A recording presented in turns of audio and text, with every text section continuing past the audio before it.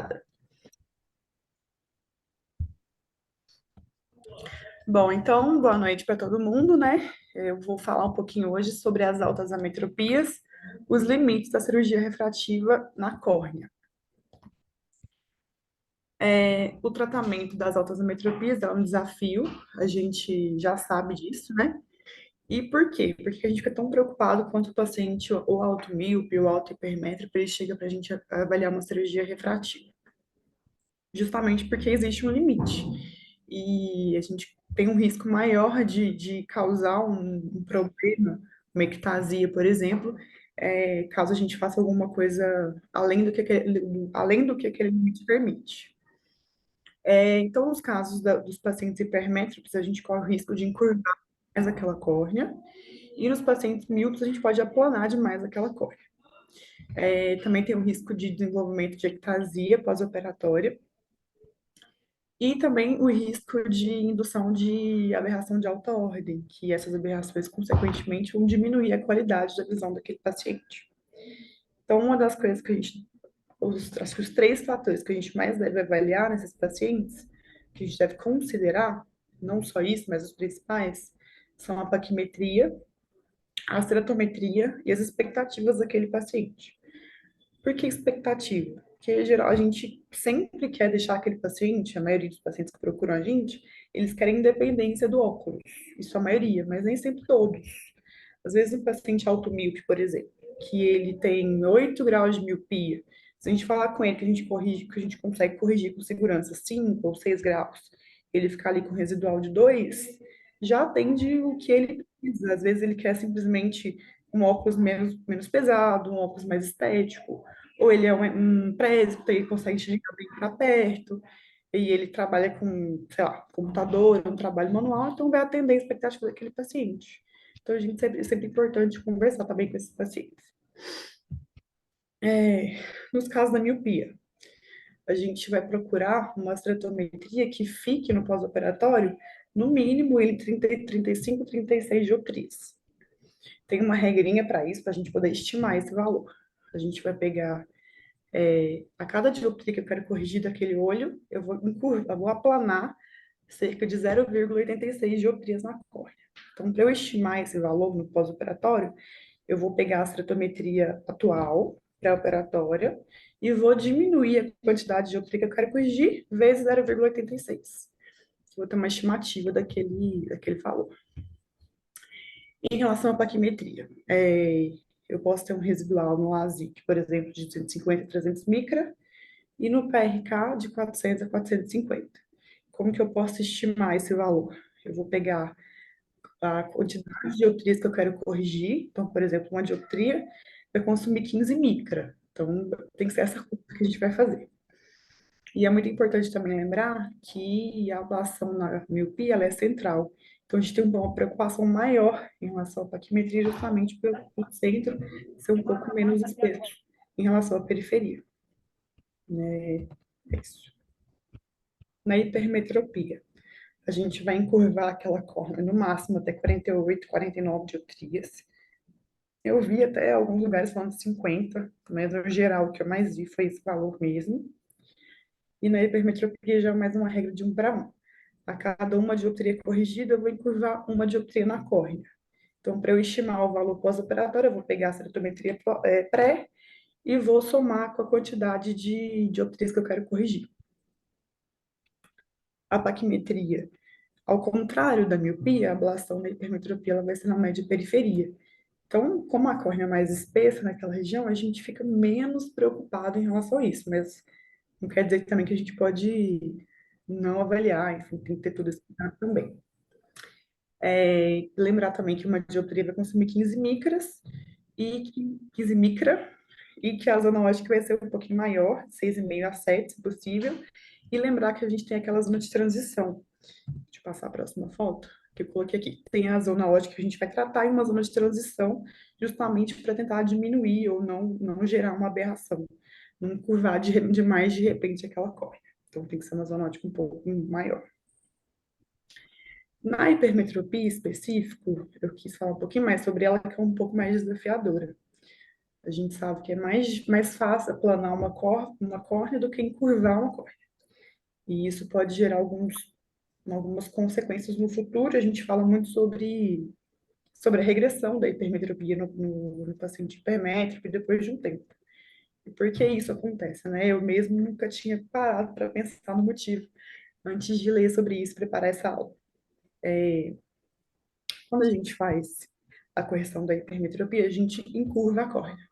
Então, quando eu gero essa curva, aquela córnea ela tende a voltar ao que ela era antes. Então, por que que a gente prefere o LASIK? Porque no LASIK eu vou ter um flap, eu não vou mexer no epitélio. Quando eu faço uma correção pelo PRK, aquele epitélio ele pode proliferar, tentando preencher aquelas curvas ali, e é aí que vai gerar essa regressão. Então, é essa tentativa da córnea de voltar ao que ela era antes, preenchendo as curvas que a gente gerou, preenchendo aquela curvatura. Então, é mais ou menos por isso. É um pouco mais desafiador, a gente prefere o LASIK justamente por isso, porque o epitélio vai proliferar menos, né? Lembrar que na correção hipermetrópica, o paciente, no início, ele pode ficar um pouco míope, ele vai reclamar um pouco da visão para longe, mas a gente pode acalmar aquele paciente que ele vai voltar ao normal, é só ter um pouquinho de paciência. E também não é incomum a perda da linha da visão. Então, como eu gero esse encurvamento, o paciente era 20/20, ele pode ficar ali 20/25, 20/30 no pós-operatório, justamente por essa alteração da córnea, que é um pouco mais complexa.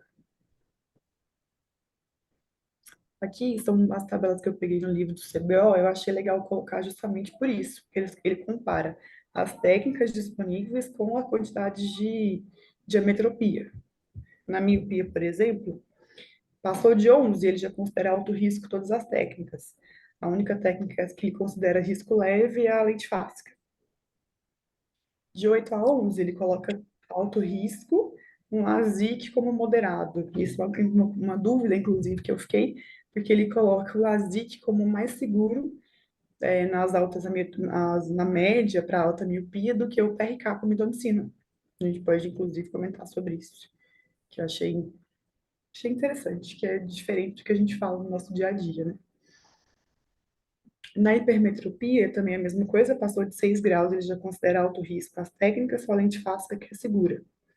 Ali nas de moderada, do mesmo jeito, ele considera só o LASIK seguro, que é o que condiz com a nossa prática, né? Aqui eu quis colocar esses exemplos só para a gente ter uma noção, da gente lembrar, na verdade, que a gente já sabe, o quanto a quantidade de ametropia vai, vai variar de acordo com a nossa. Vai influenciar, na verdade, na decisão da cirurgia sobre operar ou não. No cálculo do PTA, por exemplo, para a LASIK, a gente tem o cálculo no cálculo tem a profundidade de ablação. A gente sabe que quanto maior o grau, mais a gente vai ter que ablar, mais profundo vai ser, então, consequentemente, vai aumentar aquele PTA. E a gente sabe que 0,4 ou 40% já é um risco aumentado para a ectasia. Então, assim, tem uma relação direta com isso. Eu coloquei esse 35% aqui embaixo porque eu vi, acho que uns dois lugares que eu vi, falando que hoje fala-se mais sobre 35% do que 40%, que os estudos atuais viram que é mais seguro, né, 35% do que 40%. Até depois que eu fui ler aquele trabalho que o Dr. Rinaldo mandou hoje lá no grupo, ele faz sobre 40%, né, ele considera que acima de 40% tem um risco, acho que se não me engano, 97% dos olhos que tinham um PTA acima de 40%, ele teve ectasia pós-operatória. Então, assim, ficou esse valor, assim, 35, 40. E aqui nos critérios de Randemann, a gente vê nitidamente o quanto que a quantidade da metropia influencia.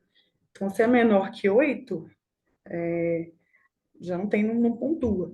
Mas se ele tem ali 14, 12, já é um risco, né, mais de moderado a alto. Então já fica mais difícil operar aquele paciente. Eu quis colocar esses exemplos só para a gente realmente ver o quanto é importante esse critério da quantidade de ametropia. E assim, no geral, né, o que pode? O que geralmente a gente faz na nossa realidade? O que o laser permite corrigir considerando uma córnea normal? A gente, não existe esse valor no livro, nenhum livro falou, a miopia é de 8 a 9. Eu fui reunindo as coisas que eu encontrei e concluí que é isso aqui. Depois, se eu estiver falando alguma coisa errada, vocês me corrijam. Mas, no geral, o que que eu achei, o que que eu vi? Que na miopia, a gente pode corrigir com segurança entre 8 e 9 graus, podendo corrigir até 10. Em alguns lugares, eu vi até 12. Então, claro que, assim, a córnea permitindo. Na hipermetropia, de 4,5 a 5, podendo corrigir até 6. E no astigmatismo, entre 5 e 6 ali, seria seguro. Não são valores exatos, é difícil a gente falar, é 10. Mas é claro que vai variar com cada caso, mas é um geral, assim. E esses pacientes que são automíopes ou autohipermétropes, o que que a gente pode fazer para tentar ajudar eles, né? Ou quais são as opções desses pacientes? Que o PRK e o LASIK, infelizmente, são limitados em relação a isso. Então, eu quis trazer um pouquinho sobre algumas técnicas que são opções para esses pacientes. O anel HN, por exemplo, a gente sabe que ele, por si só, ele não corrige altas miopias. Mas a ideia do anel é ele associado a uma ablação do PRK, por exemplo. Ele, na verdade, já sabe que ele vai corrigir 3 e 5 graus de miopia, uma miopia moderada, e um astigmatismo de até 3,5. Então, eu coloco o anel naquele paciente, daqui 6 meses eu faço uma ablação, depois que a córnea já entendeu que ele tem um anel ali, né, já regrediu, já se estabilizou um pouco, a gente vai lá e faz a ablação com o PRK para tirar que restou ali, ou tentar tirar o máximo possível. Então, é uma técnica que, associada ao PRK, ela corrige altas miopias. É considerada segura justamente pelo fato de ser reversível. Então, eu coloco o anel lá, não ficou legal, tiro o anel e pronto, porque não vai ter envolvimento do eixo visual, então não vai causar prejuízo naquele paciente. Qual que é a diferença do anel HM para o anel convencional que a gente trata para o ceratocone? É justamente o diâmetro. Nessa foto aqui do OCT anterior, de câmera anterior, a gente vê a primeira foto de um anel convencional, que ele tem 5 milímetros de diâmetro. O HM ele tem 5,7, então ele é maior. E por que isso? Porque tentou-se no início fazer a ablação em cima do anel convencional. Só que como a zona ótica dele era pequena, o laser ele pegava ali em cima do anel e aquilo ali gerou um raise pós-operatório. Então pensou-se, né? Então a gente vai ter que aumentar o diâmetro do anel para quando fazer a ablação não gerar, não ter aquele toque ali no anel e não gerar um raise. Então a diferença é essa. Ele é de arco longo, 320, diâmetro de 5,7 e 400 micras de espessura. Aqui é uma foto, dá para ver na foto que ele tem um diâmetro maior em relação ao convencional. Aqui é um exemplo que eles deram no estudo de um paciente que eles fizeram justamente isso, pré-operatório. Ele tinha 7,5 de miopia, 8 no outro olho. Ele colocou o anel HM nos dois olhos, foi para 3, 3,5, com um pouquinho de astigmatismo. Não resolveu, mas já ajudou um pouco. Depois de 6 meses, eles fizeram uma ablação com PRK, o paciente ficou praticamente emétrope, né? Que é o resultado ideal, perfeito. Aqui eles colocaram também, eu achei interessante colocar justamente porque tem o Corvus envolvido. A gente vai falar dele depois. Aquilo, olhando pelo Pentacam, seria um pré-operatório tranquilo, dá para operar esse paciente normal, risco diminuído. Mas quando fez o Corvus, viu que a córnea era bastante elástica, um CBI aumentado. Então,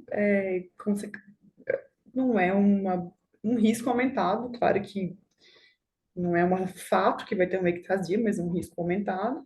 Então, a opção para esse paciente, ao invés de fazer uma ablação, é a gente colocar um anel HN. Eles deram esse exemplo, eu achei legal comentar. O Smile. O Smile o que é essa técnica, né? O Fento, ele vai confeccionar uma lentícula ali naquele estrômago do meu paciente.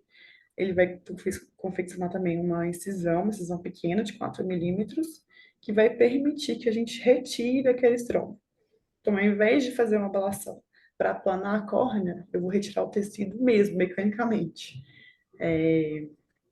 Não vai ter ablação. Ele permite miopia de até 10 e astigmatismo de até 3. Existe uma hipermetropia, mas é mais desafiador. Você encurvar a córnea desse jeito é mais difícil. É mais para miopia mesmo que ele é mais usado. E, enfim, acho que é isso.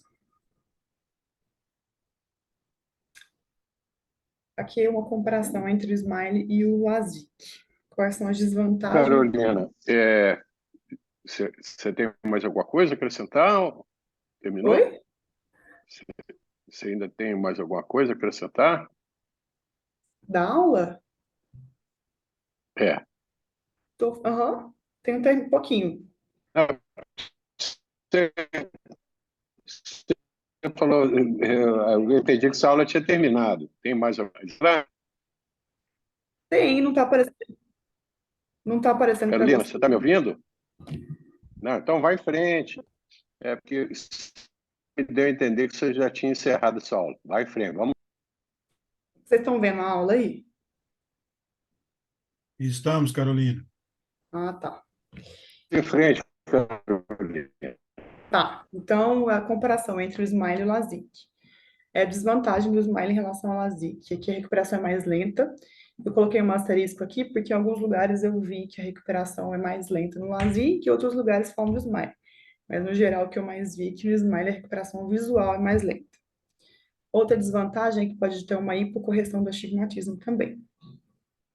Falando das vantagens, ele vai induzir menos olho seco, porque eu não vou confeccionar aquele flap, e ele induz menos aberração. A questão da aberração também é um pouco, não há um consenso, mas o que mais fala é que ele induz menos aberração do que o LASIK. E ele tem a estabilidade biomecânica dele é maior em relação ao LASIK.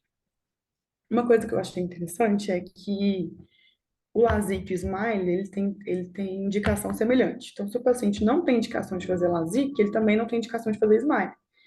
Então, não vi grandes vantagens em relação a isso. Posso estar falando besteira também, foi uma coisa que eu concluí, depois a gente também pode falar sobre isso. Mas se o paciente não pode fazer LASIK, não pode fazer Smile, então qual a vantagem do Smile?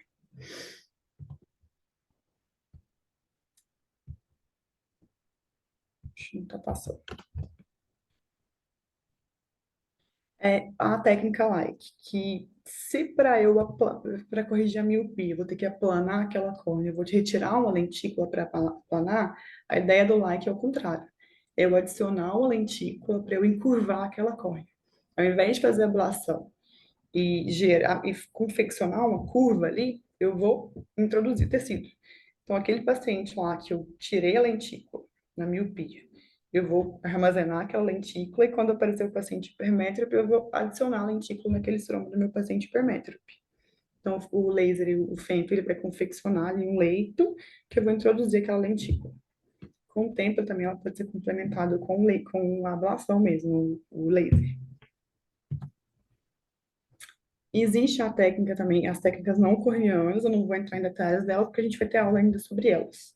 Mas só para a gente comentar e falar, né, que são também opções para pacientes automíopes ou hipermétropes, a faco-refrativa e a liofásica. É isso. Agora eu vou falar um pouquinho sobre o Corvus. Vocês estão vendo a aula aí, né? Ô, Carolina, Perfeito, Carolina. Vamos em Oi, frente. Carolina, oi, eu queria te dar uma sugestão que é o seguinte: vamos discutir a sua aula primeiro, depois tá, a gente passa para o CORE para a gente dar uma sequência, tá bom, uhum, ok? tá. Alguém quer fazer algum comentário, alguma pergunta primeiro para Maria Carolina?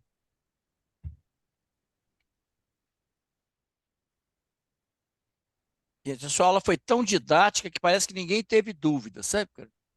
Eu tenho uma dúvida, doutor Renato. Vamos lá. Só em relação àquele quadrinho lá que mostra qual é mais segura, qual é, né? Da tabela do CBO. Mas fala que é mais seguro em relação à ectasia? É, uhum. Ah, tá. Peraí. Ô, eu queria perguntar uma coisa.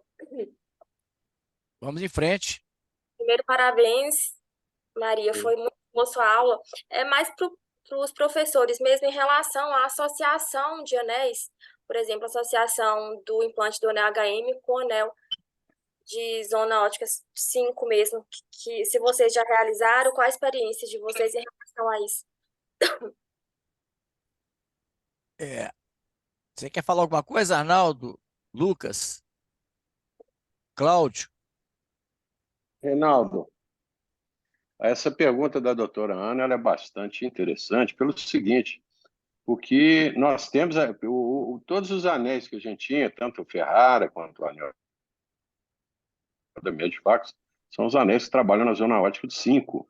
Nós sabemos que quanto menor a zona ótica, maior o efeito do anel. Então, por exemplo, eu tenho vários casos em que eu coloquei o anel de 320 em pacientes com cone e pacientes com alta miopia, coloquei o anel de 320 por 250, e esses pacientes eu consegui um aplanamento importante de, muitas vezes, 7, 8 dioptrias, mas esses pacientes ainda persistem com algum residual importante de miopia. Eu tenho paciente que está com anel de 320 por 250 e ainda está com miopia residual de 3, 4 dioptrias. Então, como o anel de 320 está na zona ótica de 5 e não dá para fazer ablação com PRK, eu estou programando brevemente colocar um anel HM que trabalha na zona ótica de 5,7 para ver se eu consigo um aplanamento adicional. Eu acho que são técnicas aditivas interessantes e que vão realmente melhorar bastante o resultado em termos de reabilitação visual desses pacientes com alta miopia, sem córneas abirradas, e pacientes também com ceratocone.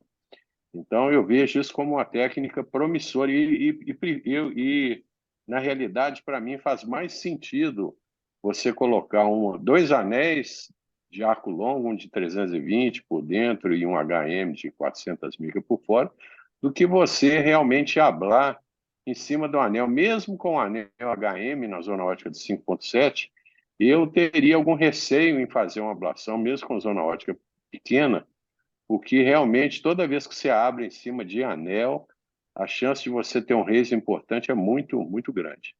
Então, eu vejo essa técnica aditiva de anéis mais segura para o paciente, mais simpática do que uma ablação pós-implante de anel HM.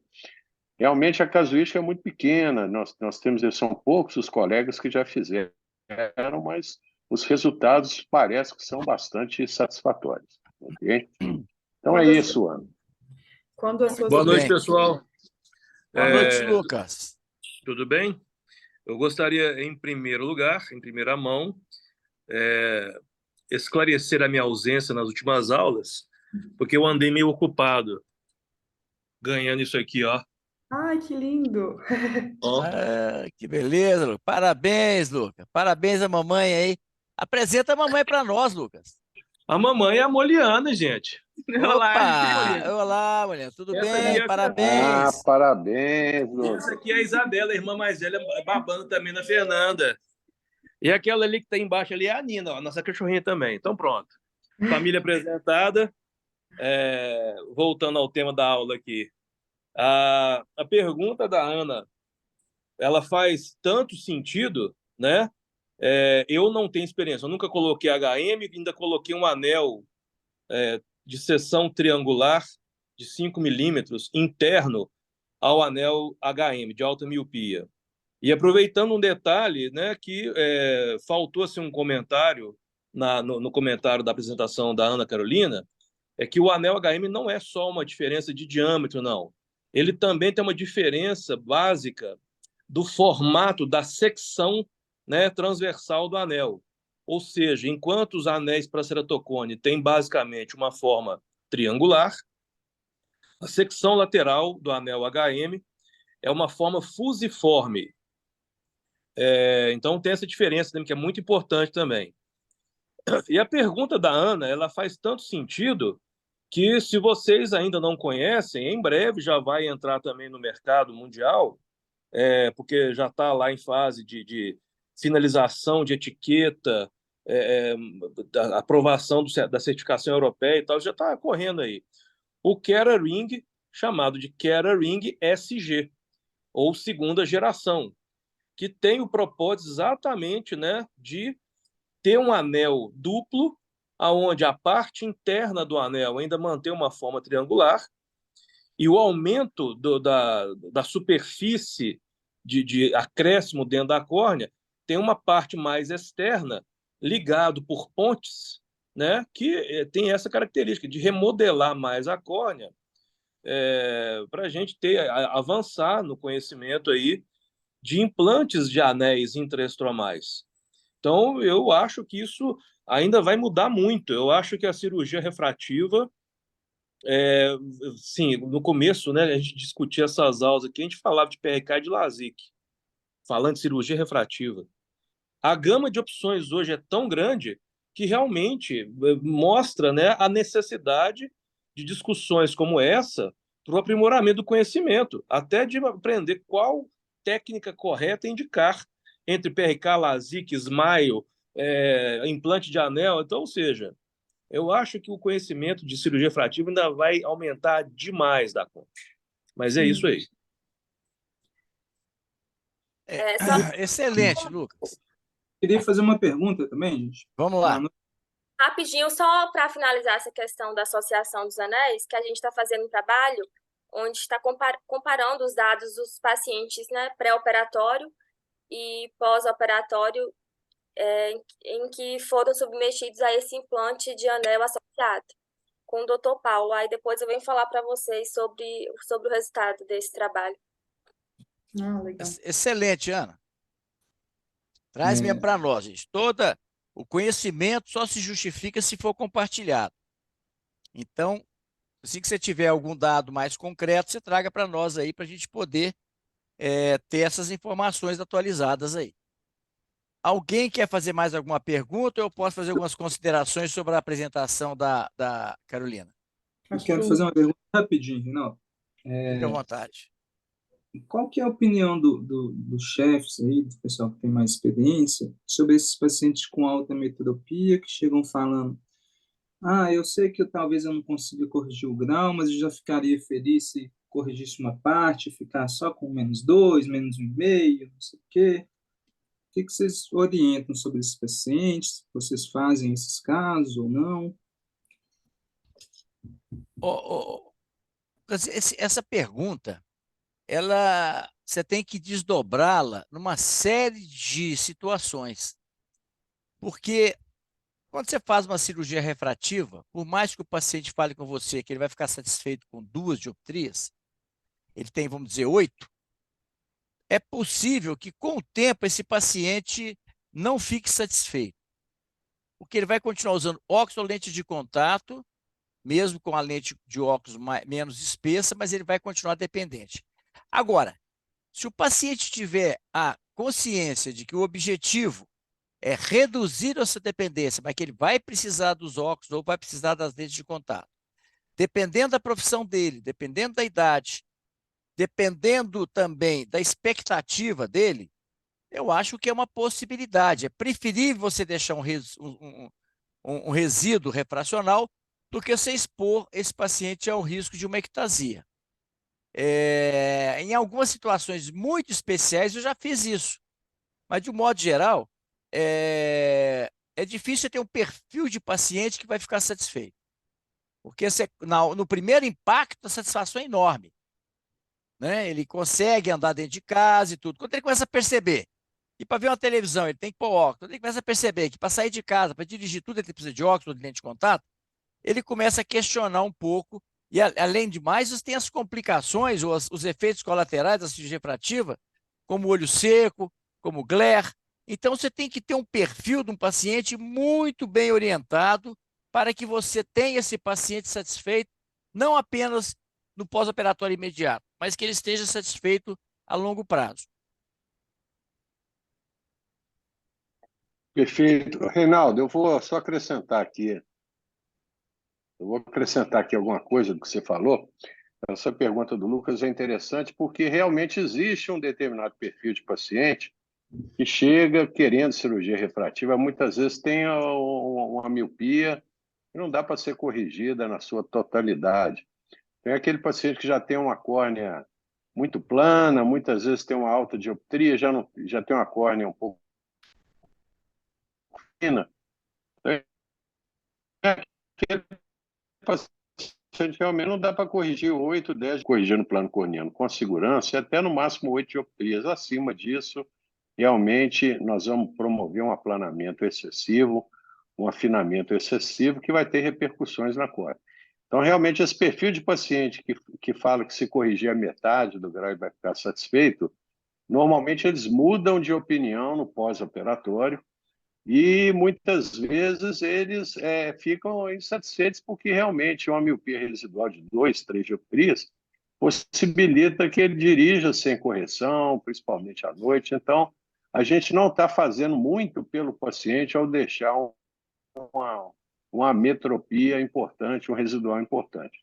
Então, a nossa orientação para vocês que estão se iniciando em cirurgia refrativa realmente é não cair nessa cilada, ou seja, se do ponto de vista de programação cirúrgica não é possível você fazer uma correção da ametropia na sua totalidade, melhor não operar esse paciente, porque a chance dele ficar insatisfeito no pós-operatório realmente é muito grande, ok? Então é isso, Lucas. Vamos em frente então, Reinaldo. Bom, gente, primeiro, antes de mais nada, Ana, Carolina, eu acho, Maria Carolina, que essa sua aula foi muito boa. E foi objetiva. E por que esse tema, altas ametropias? Por que limite de córnea?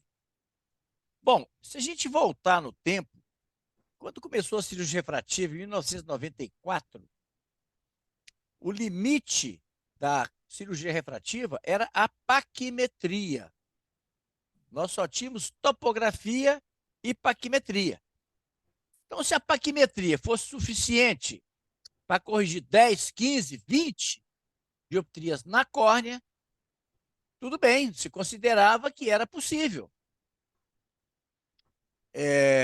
Eu tive vários casos de miopias extremas operadas na córnea, evidentemente que o resultado refracional não é satisfatório. E outra coisa que é muito importante a gente lembrar é que, quando a gente faz cirurgia refrativa, o paciente tem expectativa de enxergar sem óculos da forma que ele enxergava antes com óculos. E não quando você induz esse paciente aberrações de alta ordem, que são proporcionais à profundidade de ablação. E, nesse caso, o paciente pode ter sintomas muito desconfortáveis. Frequentemente, o paciente não se queixa porque ele tem o benefício da independência dos óculos. Mas, quando a gente começou a fazer cirurgia refrativa, a gente operava um olho de cada vez. E se alguém perguntasse, por que você tem tanto interesse em qualidade de visão, em sensibilidade ao contraste? Porque lá em 1998, 97, eu fiz uma cirurgia num paciente, não, já era LASIK, então deve ter sido lá na faixa de 98, 99. Eu fiz uma cirurgia de LASIK num paciente que tinha uma alta miopia. Ele tinha -8. E naquela época a gente operava um olho de cada vez, porque já estava com experiência com PRK, mas já estava começando com LASIK. E a gente tinha muita complicação com o flap, o microcerato, chamava ACS, ele travava, dava muito, muito problema com o flap. Então a gente fazia um olho de cada vez. E esse paciente que eu operei, de -8, esse paciente ficou com -0,50, 0,70, mas com ganho de linha de visão e uma visão excepcionalmente boa do ponto de vista de acuidade visual. Mas o que aconteceu? Como ele operou um olho só, ele teve o outro olho como controle. E ele chegou para mim, depois de uma semana, quando eu ia marcar o outro olho, ele falou assim, doutor, esse olho, ele não está enxergando igual o outro, não. O outro é melhor. Eu ficava assim, poxa, mas esse cara tem 8 graus, poxa. Sem óculos ele tem visão de vultos. Agora ele está com visão de 0,8. E ele falou assim, doutor, não estou satisfeito. Bom, eu fui estudar o caso dele, porque não me parecia um paciente psiquiátrico. E realmente foi o primeiro paciente que me fez despertar para um negócio chamado perda de sensibilidade ao contraste. Eu fiz a sensibilidade ao contraste nesse paciente, nos 2 olhos, um olho com lente de contato, que ele voltou a usar, e o outro sem correção. e ele realmente tinha uma melhor qualidade de visão com a lente de contato. Aí eu entendi a queixa dele. E a queixa dele era tão importante que esse paciente preferiu ficar com uma anisometropia de 8 que Nossa. operar. Isso é para vocês verem como que perda de qualidade de visão é um fator de muita insatisfação. Esse paciente, ele não estava insatisfeito com a cirurgia, porque corrigiu o grau dele, ele estava insatisfeito com o resultado da qualidade de visão. Foi então quando eu comecei a me apaixonar por esse tema de sensibilidade ao contraste, porque eu consegui explicar o que o paciente queixava e que a maioria dos médicos não valoriza. Né? Então, por que dá essa perda de qualidade de visão? Porque você induz muita aberração de alta ótica, somente aberração esférica. Então, ele tem muito halo noturno, e que ele não tinha antes com a lente. Então, isso aí me fez ficar mais cuidadoso com as indicações e também com as queixas dos pacientes. Por isso que vocês veem com frequência que todo paciente pós-operado, eu faço um teste de sensibilidade ao contraste antes de eu liberá-lo para dizer que está tudo bem, agora é um controle periódico. Antes eu quero ter certeza que ele está bem. Bom, essa é a primeira questão em relação às altas ametropias. Não é que você não possa corrigir, você corrige. Mas a questão é a qualidade da visão. Como hoje se opera os 2 olhos simultaneamente, o paciente perde a referência do outro olho. Então, para ele, os dois ficam iguais. Então, ele tem que se acostumar com aquela visão. Ele tem o ganho da correção da metropia. Bom, essa é a primeira questão. A segunda questão que você falou, Maria Carolina, foi em relação a não existir limites de ceratometria mínima e máxima. E realmente não existem. Por quê? Porque os limites dependem da ceratometria pré-operatória. Depende da quantidade de ablação, depende da idade e depende da profissão. Então, para cada paciente, isso tem que ser muito individualizado, né?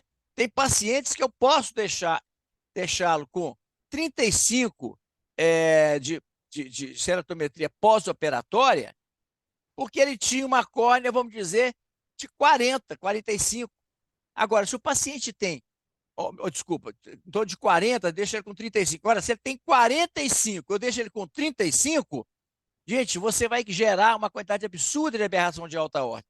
Se ele tiver uma exigência visual importante, não é um bom candidato para a cirurgia corneana. Outra coisa que mudou muito recentemente foi a aprovação da cirurgia faco-refrativa para pacientes hipermétropes acima de 55 anos.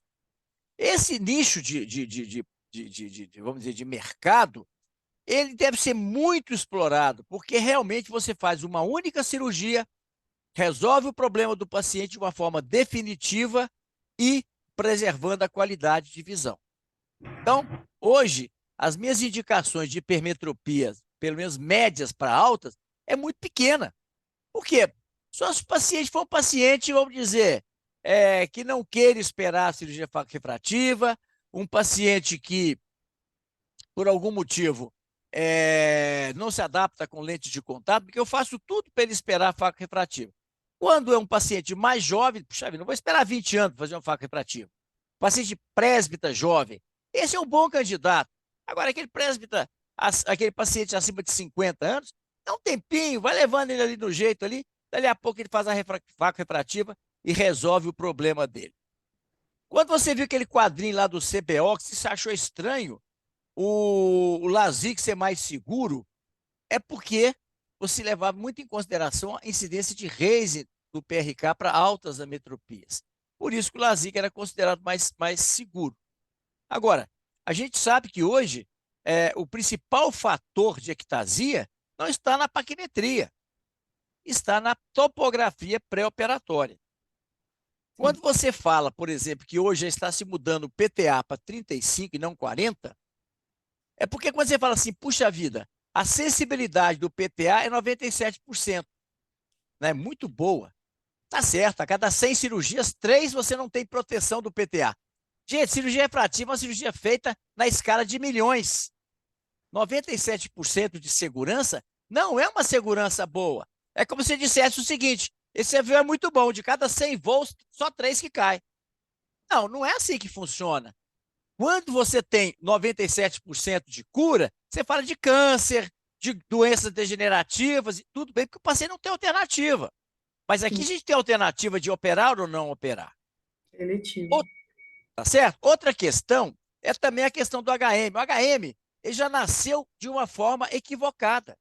Você não deve chamar HM de high myopia, porque não é um bom anel para corrigir altas miopias. É um anel para corrigir baixas ou médias miopias em pacientes com córnea fina que não tem ceratocone. Essa é a indicação do HM. Agora, hoje, com o Corvis, que avalia a biomecânica, gente, o Corvis vocês podem escrever, cada dia vai ser um aparelho mais usado, porque esses casos de borderline, de ceratocone borderline, o Corvis vai ser o fator decisivo. Se ele tiver uma biomecânica boa, você pode, numa córnea meio suspeita, um pentacan normal, você pode ir em frente. Agora, naqueles casos onde você tem um pentacan normal, uma córnea alterada e um Corvis alterado, você não vai em frente, porque você tem um dado concreto de risco de ectasia. E, gente, ectasia, eu já falei com vocês, é a pior complicação que nós podemos ter. Por quê? Porque ela é cirurgião dependente. Você pode ter uma infecção, uma endoftalmite, mas você pode dividir a responsabilidade com a bactéria. O paciente entende que infecção, muitas vezes, ela é uma situação plausível de se acontecer, independente dos cuidados que você toma. Agora, ectasia, não. Se você procurar, você sempre vai encontrar uma causa para essa ectasia. Se procurar direito, acha. Bom, a outra questão é o seguinte: mas qual que é a vantagem do Smile se as indicações são as mesmas? Gente, o Smile tem duas condições que são muito superiores ao LASIK. Mas muito. Primeiro, você não altera a biomecânica da córnea porque você trabalha no estroma posterior. A gente sabe que as lamelas dos 40% do estroma anterior são mais compactadas e oferecem muito mais biorresistência, biomecânica, uma resistência muito maior. Como você tira a lentícula no estroma posterior, você interfere menos na biomecânica. Essa é a primeira vantagem. A segunda vantagem, eu posso elencar 3. A segunda vantagem, você não tem as complicações do flap, porque não existe flap. Você vai tirar uma lentícula no estroma posterior. E a terceira vantagem do Smile é que você tem muito menos olho seco do que o LASIK. Você secciona muito menos fibras nervosas do que o LASIK. Então, o Smile realmente é uma proposta muito interessante. Agora, o problema do LASIK, do Smile, é que, primeiro, ele não tem a mesma precisão do Excimer Laser. Segundo, ele não faz hipermetropia. Então, isso faz com que a sua indicação seja um pouco mais restrita. Porque você, paciente que faz cirurgia refrativa, ele tem uma expectativa de ficar independente de óculos. E quando você diminui essa previsibilidade com o Smile, a gente fica meio inseguro em relação aos resultados. Você falou aí também dessa troca de lentícula, isso é uma coisa antiga, isso é da época do Barraquer, Eu vi mesmo que epiceriatofacia, botaram agora. né? Que se fazia a troca, você pegava, né? A lentícula do míope passava para o hipermétrope e tal. Era uma tragédia. Os resultados eram péssimos porque não existia tecnologia. Hoje tem tecnologia, você pode fazer um pocket com fento e introduzir a lamela. Porque, mais recentemente, quando não tinha o fento, se fazia um flap e depois introduzia a lamela. Evidentemente que não ficava bom, você tinha um flap muito instável, porque você estava introduzindo uma lamela ali naquela interface. Mas hoje, com o pocket feito pelo fento, se abre uma nova perspectiva, né? Agora, você falou assim, não cabe aqui a discussão, mas cabe sim. Quando a gente fala de autometropias, a gente não pode deixar de falar em faco refrativo e lente fáscica, porque essas duas tecnologias vieram para ficar.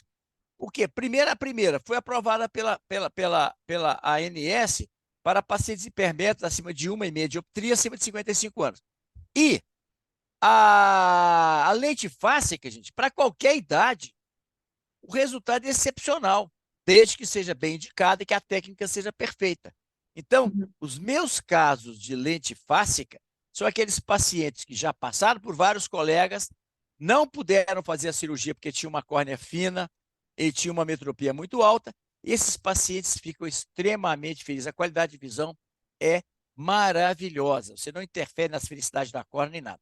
Então, sempre que o paciente tem uma alta miopia, considere, primeiro, não operar. Segundo, avaliar a exigência do paciente, né? Profissão, idade, tudo isso você tem que levar em consideração. Depois você coloque para ele a possibilidade, se tiver idade, da faca refrativa e em qualquer idade, a lente fácil. Ah, mas a lente fácil é muito cara. Sim, não aceitar a lente fácil é um problema do paciente, mas nós temos que dar toda a orientação do melhor tratamento. Está no Código de Ética Médica. Uhum. Bom, É porque a gente... tinha mais coisa para falar, mas eu acho que eu gostaria também de dar espaço para você poder falar também sobre esses índices do Corves que você levantou. Uhum. E depois dessas considerações, se mais alguém quiser fazer algum comentário antes da Maria Carolina fazer a apresentação do Corves, fiquem à vontade. Tá. É porque eu não entrei em detalhe na Leofasc, na faca refrativa, porque a gente vai ter aula sobre elas ainda. Vai ser outra Ah, aula. perfeito, perfeito, perfeito. Eu tinha... Ok. O doutor Reinaldo pediu para eu falar um pouquinho sobre Corves para eu mandar para ele. Ele não tinha falado que era para eu apresentar, não. Ele falou ontem, então eu dei uma mudada para ver se ficava mais apresentável aqui o slide. Então, falando um pouquinho sobre o Corves, né? O que é esse aparelho? O que ele possibilita para a gente? Você está Ele na tela das ametropias. Tô? Tá. Muda aí. Deixa eu sair e voltar, porque...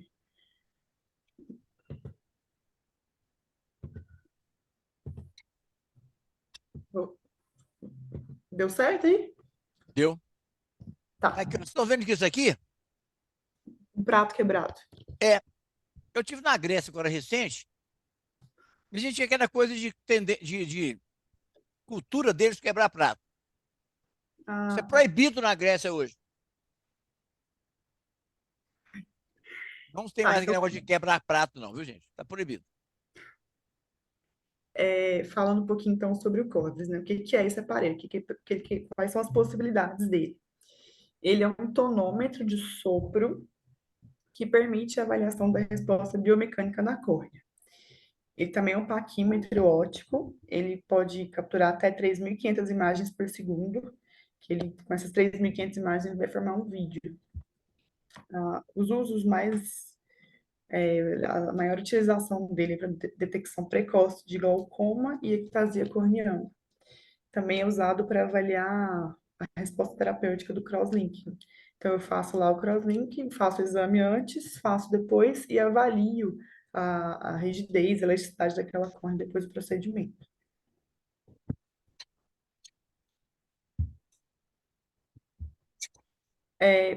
Essa aqui é a primeira tela lá do nosso exame que a gente vai avaliar.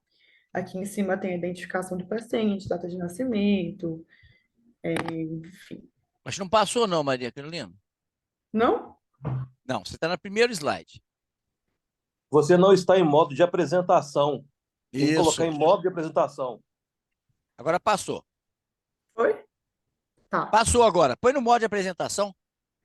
Ixi, mas pra mim aqui tá parecendo que eu tô no modo de apresentação. Deixa eu sair e voltar de novo.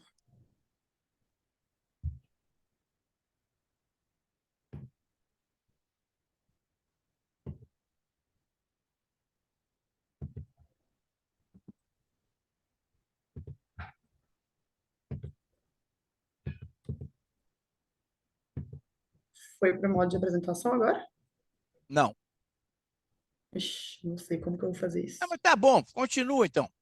Tá. Então, aqui no início, ele vai dar 6 medidas da PIO, a PIO normal, e logo em seguida ele vai dar 6 medidas já descontando a biomecânica. Então, vai dar o valor aqui e o valor já descontando. Então, essa PIO biomecanicamente corrigida, ela vai levar em consideração a espessura, a idade e a resposta biomecânica da córnea. E aqui na frente ele vai mostrar também 6 valores da paquimetria. Então, é 6 de cada. E aqui embaixo ele vai dar uma progressão paquimétrica também. Aqui em cima, onde está essa foto da córnea, ele fica aparecendo um videozinho lá das fotos, mostrando a deformação da córnea. Passou aí para vocês? Está no segundo slide. Gente, eu não sei por que tá isso. A tela está muito pequena. Tenta colocar no modo de apresentação. Deixa eu ver Maria aqui. Carolina, onde você passou o mouse lá embaixo na sua tela, você correu com o mouse em cima do ícone de apresentação. Que é Aí, isso ó, aqui. Mas clica. quando eu clico, ele não fica. Para mim, aqui tá aparecendo. Então deu um bug aí mesmo. Deixa eu tentar isso daí. Então você vai ter que ir passando individualmente naquela barra lateral da esquerda. Você vai com o mouse lá e vai mudando ali. Que a gente vai ver o slide que você quer mostrar. Agora acho que. Agora muito bem. Ficou Agora ótimo. vai dar certo. Foi, agora foi. Foi. Tá, vou só voltar aqui porque tava pequena, né, antes. Aqui, só para vocês verem de novo. Aí, Então, aqui, as 6 medidas a pio, depois a pio corrigida e a paquimetria. Mostrando a importância para o glaucoma, né, gente? Para o glaucoma é muito importante. Então, a segunda tela é dos gráficos. Esse gráfico aqui é de amplitude da deformação pelo tempo. Aqui é a velocidade da córnea, da velocidade da deformação versus o tempo. Essa de cá é o raio da amplitude de deformação pelo tempo. E esse de baixo aqui é o raio de curvatura inversa, que é quando a córnea, ao invés de ela está com a curva negativa, versus o tempo. Aqui o que está de vermelho é o que o meu paciente, do exame do nosso paciente que acabou de fazer, e o que está de cinza são os valores de referência do banco de dados do aparelho. Então, o que é nesse intervalo de 68 a 95 é normal. Acima de 95 já vai considerar alterado, e abaixo de 68 é muita rigidez. Aqui também fica aparecendo um videozinho lá da deformação. Esses quatro parâmetros aqui, esses quatro, junto com o SPA1 e esse do Ambrosio, que eu vou falar mais para frente, todos os 6 vão gerar o índice biomecânico do Corvis, que é esse aqui do final. Então, ele é uma análise desses 6 parâmetros que vão gerar esse valor. Vou falar aqui na frente. O vídeo aqui da câmera de Scheibflug, ele é um vídeo que vai ser formado a partir de 140 fotos, que ela é registrada em 31 milissegundos, então é bastante foto, bem rápido, que vai formar esse vídeo que vai mostrar para a gente a deformação da córnea.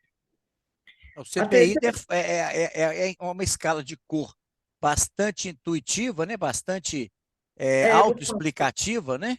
E Sim. que é um índice realmente dos mais importantes do Corvis, né? Ele pega exatamente as informações vindas desse tempo de deformação da córnea. Sim. Uhum. Então, aqui nessa terceira tela, ele já vai unir a análise do Corvis junto com o Pentacam. Aqui na análise do Corvis, são pacientes, os verdinhos são os pacientes normais, o banco de dados dos pacientes normais, e o que está de vermelho são os pacientes, o banco de dados dos pacientes que têm ceratocórnea. E a linha preta é o que o nosso paciente acabou de fazer para a gente conseguir comparar e avaliar ali. Esse índice SPA1, ele é o parâmetro de rigidez de aplanação. Então, aqui nesse paciente, a gente vê que ele está normal, mas já no limite ali entre um ceratocórneo. Enfim. O CBI, que é a união daqueles 6 parâmetros, que é esse aqui, que é o final do Corvis, ele tem esses valores de referência, que é bem intuitivo mesmo pela cor, igual o Dr. Rinaldo falou. Então, até 0,25, que é até aqui onde está verdinho, é normal, baixo risco. Entre 0,25 e 0,50, que é o laranja, ele é um risco moderado, e passou de 0,5 já é um risco aumentado. Nesse exemplo aqui, ele é bem aumentado, 0,97. Então, a gente já fica mais atento. Aqui no Pentacam é o BED-D mesmo, que a gente já sabe. Nesse exemplo, ele deu um BED-D normal aqui, de 1,2, eu acho. 1,2.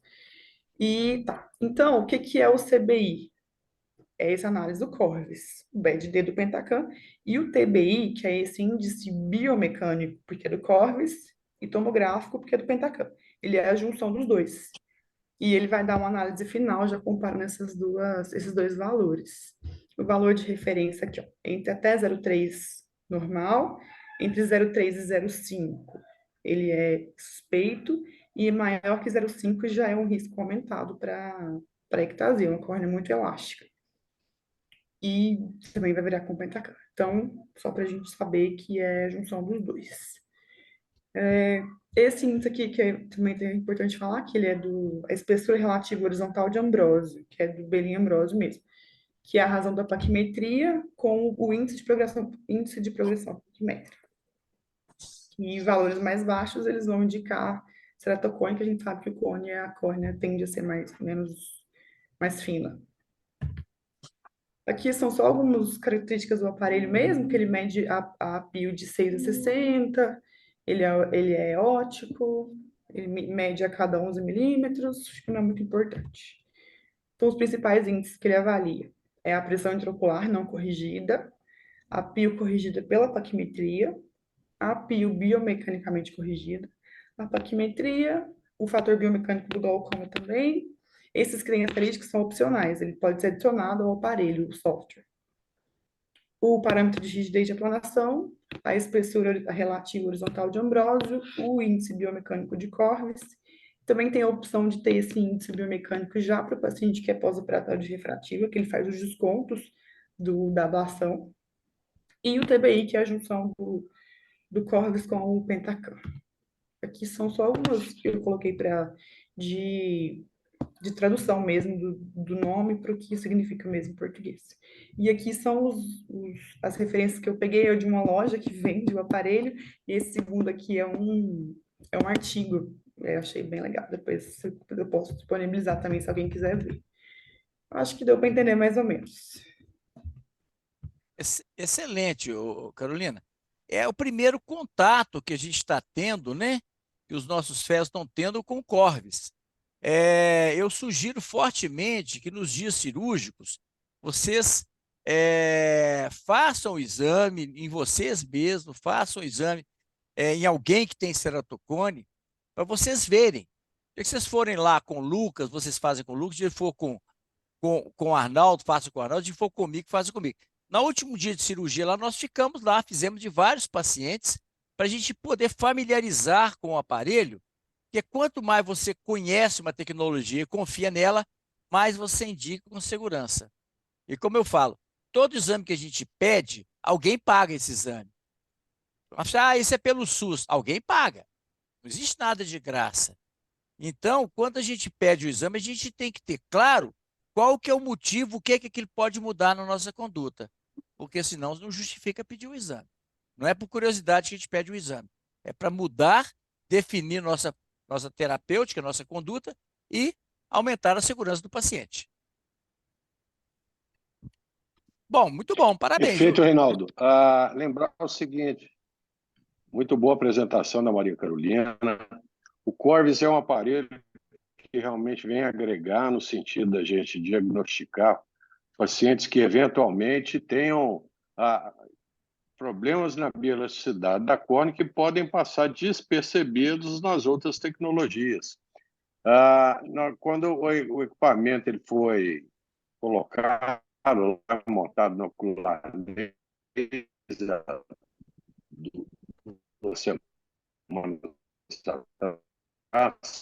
três semanas atrás, nós tivemos que veio e fez o curso para a gente, e as outras a realizar o exame.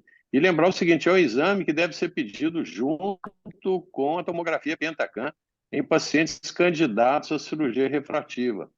Nós fizemos lá um combo lá dos dois exames, então o paciente que é candidato à cirurgia refrativa e vai fazer um pentacam, o lógico é você pedir os dois exames na sequência, que você já vai receber lá um laudo com os dois exames associados. Outra coisa que precisa lembrar também é que, como é um equipamento que vai avaliar a bielasticidade da córnea, não faz sentido pedir Corvus de pacientes que já são sabidamente portadores de ceratocone e estão sendo encaminhados para a tomografia pentacam para a avaliação de implante de segmento de anel. Então, a boa indicação do equipamento é aquele paciente candidato à cirurgia refrativa, seja PRK, seja LASIK, e que não tenha já um diagnóstico de ceratocone. Se tiver um diagnóstico de ceratocone e você não estiver fazendo nenhum trabalho científico, relacionado a isso, não faz sentido onerar o paciente e pedir um exame de Cobas sempre que você já tem um diagnóstico de ceratocone. Ok? Então Tem é uma isso. questão aí, Arnaldo. Lembrar o seguinte também, que as nossas enfermeiras lá, lembrar só que a Leísa, ela está apta a realizar o exame, ela ficou realmente muito entusiasmada lá com o equipamento. Então, faz parte do dever de casa de vocês aí nas próximas visitas ocular laser, vocês fazerem grupo lá de dois, lá, e um faz o exame e o outro serve como paciente, para que vocês aprendam a fazer também o exame.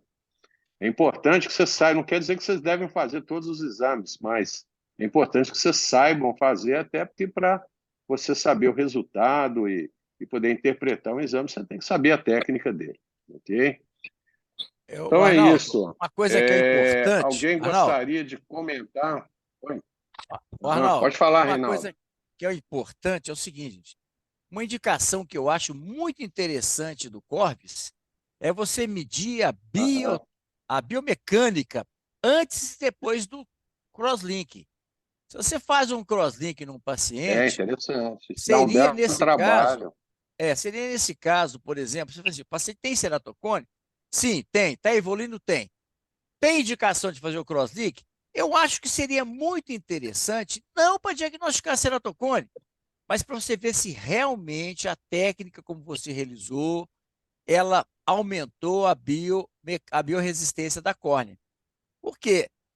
Hoje, Exato. diferentemente do que o Theo Seiler solicitou e nos precaviu há muitos anos, de não ficar mudando a técnica, hoje cada um faz o crosslink de uma forma empírica e a gente não sabe realmente se essas variações individuais aí, sem nenhum critério científico, traz algum benefício para os pacientes.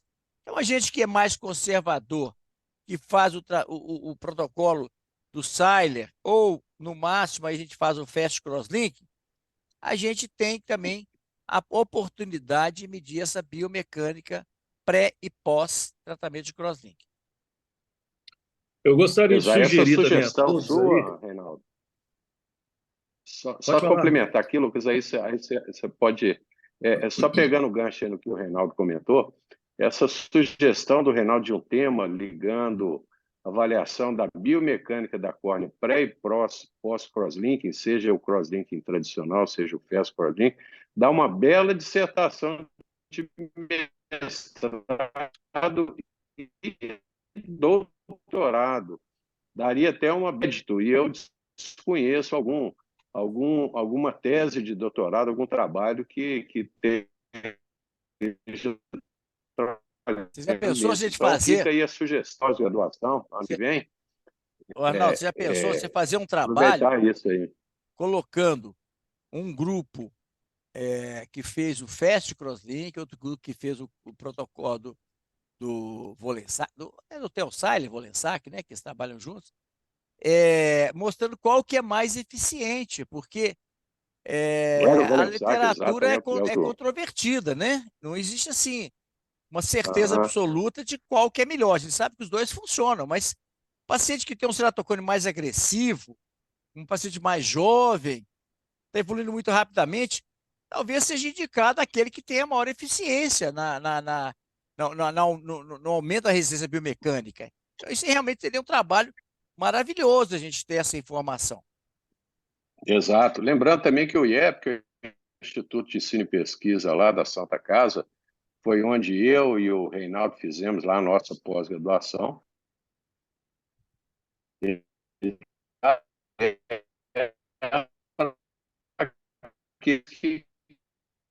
Arnaldo, sua internet está muito ruim, está cortando. O Arnaldo, ninguém está te ouvindo, está cortando o seu áudio.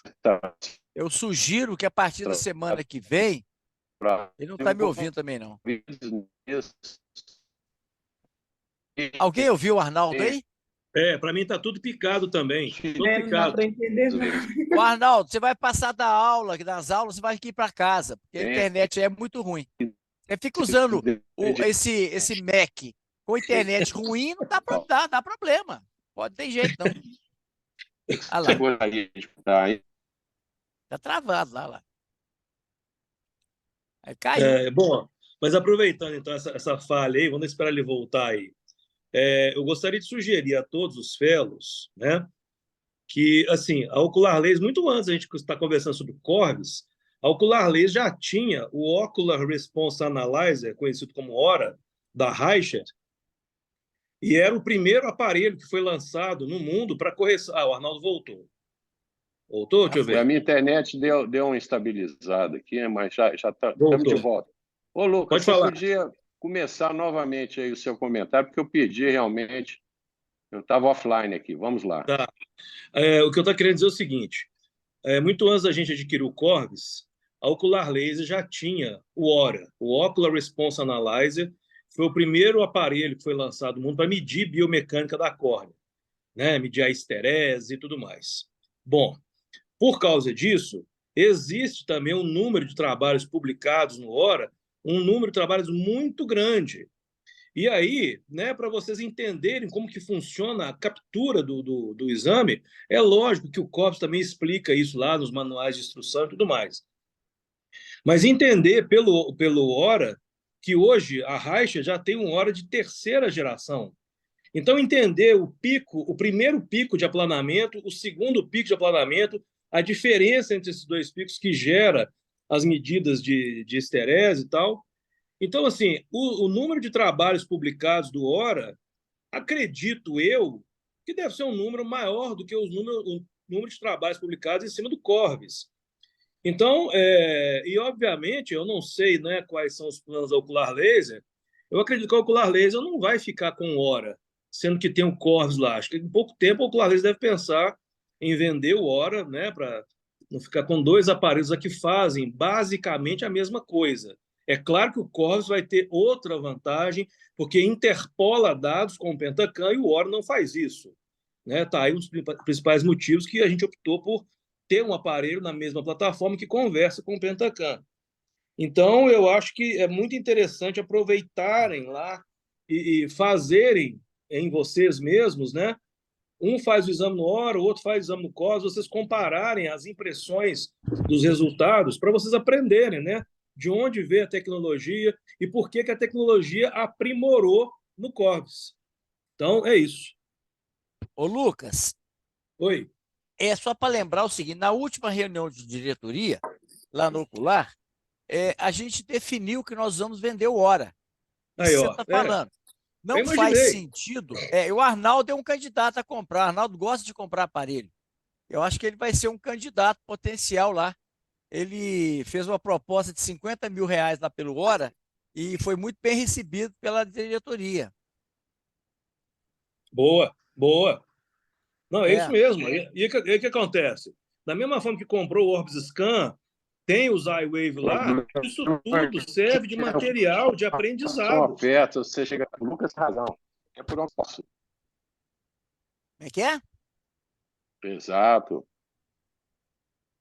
Arnaldo, Pode vem, lá, falar, vem cá para Mas, casa, que essa internet sua está travando. Larga o Mac aí, tem um mas o Windows problema aqui. é que você fica drenando.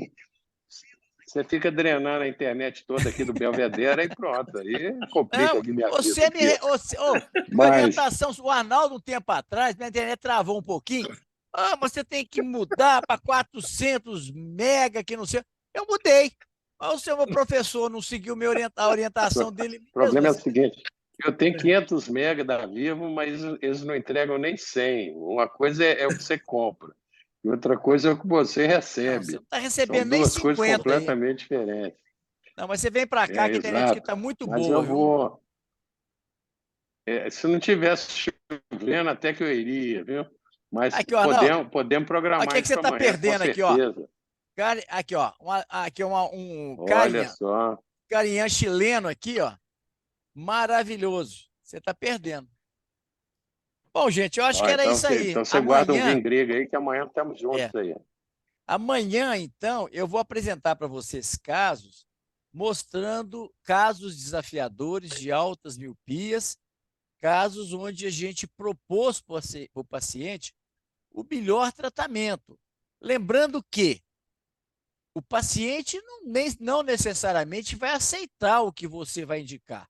Mas o paciente tem que ter a consciência, o conhecimento de que você indicou o que é melhor. Não que outras opções sejam contraindicadas, mas o paciente tem que saber que existem limitações nas outras técnicas e ele tem que ter também expectativa proporcional ao que a técnica pode entregar. Tá certo? Então, amanhã eu vou trazer alguns casos, ainda não selecionei, mas eu seleciono de hoje para amanhã alguns casos e vamos apresentar, então, alternativas para altas ametropias e limites também da cirurgia refrativa corneana. Ok? Gente, alguém quer fazer alguma pergunta aí? Excelente. A hora é agora. Vamos lá. Essa turma tá... Arthur, você falou que ia chamar o pessoal para Pessoal, perguntar. o problema é essa turma eles já sabem tudo, Essa Reinaldo. turma É não por tem isso que eles dúvida, não não, viu? perguntam, porque eles pesquisam antes e já vêm com tudo pronto. E amanhã nós vamos voltar àquela estratégia, a gente não é perguntar se tem pergunta, é perguntar qual é a pergunta. Perfeito. Então, Tá certo. Então, vocês amanhã, se gente, às preparem para 19h30. amanhã. Eu não sei se eu vou estar aqui, eu vou estar viajando, mas amanhã às 19h30 estaremos juntos aí. Combinado? Perfeito. Boa noite, Alô, pessoal. gente, Parabéns, Carolina. Excelente apresentação. Obrigada, doutor Reinaldo. Bom descanso. Alô, Boa gente. noite a Um grande todos. abraço, gente. Parabéns, cara. Falou, pessoal. Boa noite. Alô, gente. Uma boa noite a todos. Boa noite. Até amanhã.